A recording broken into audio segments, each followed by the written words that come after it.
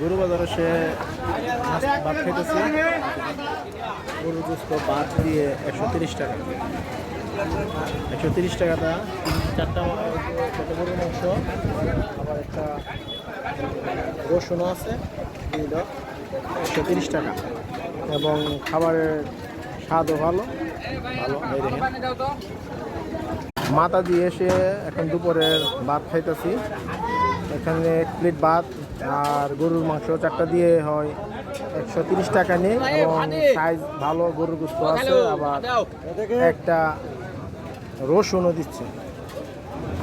দেখেন একটা রসুনও দিচ্ছে। আর রয়েল রাখাইতেছি, ভালো